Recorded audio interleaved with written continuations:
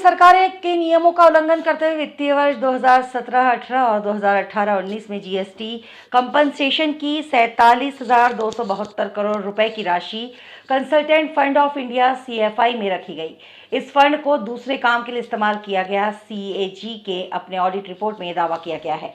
पिछले सप्ताह ही केंद्रीय वित्त मंत्री निर्मला सीतारमण ने संसद में बताया था कि राज्यों को जीएसटी कंपनसेशन देने के लिए सीएफआई से फंड जारी करने का कोई कानूनी प्रावधान नहीं है, लेकिन सीएजी का कहना है कि खुद सरकार ने ही इस नियम का उल्लंघन किया है।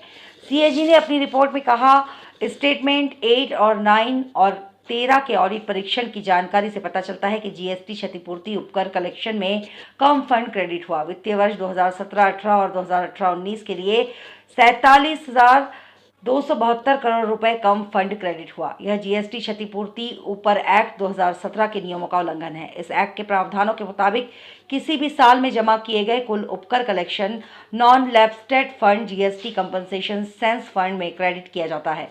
यह पब्लिक अकाउंट का हिस्सा है और इसका इस्तेमाल राज्यों की जीएसटी राजस्व की भरपाई के लिए होता है। लेकिन केंद्र सरकार कुल जीएसटी केस को जीएसटी कंपनसेशन फंड में ट्रांसफर करने की बजाय इसे सीएफआई में रखा।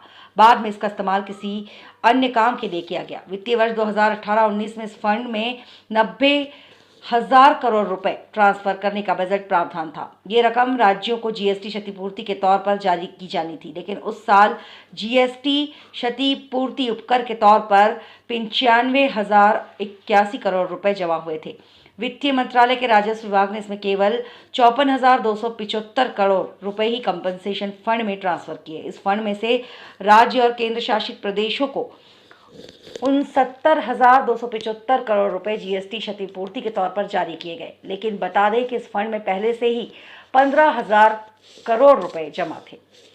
लगातार खबरों के लिए बेल आइकन दबाइए। हमारे साथ जुड़े रहने के लिए खबरगति न्यूज़ को सब्सक्राइब कीजिए। You can also follow us on Facebook. You can also follow us on Twitter. And you can also follow us on Instagram.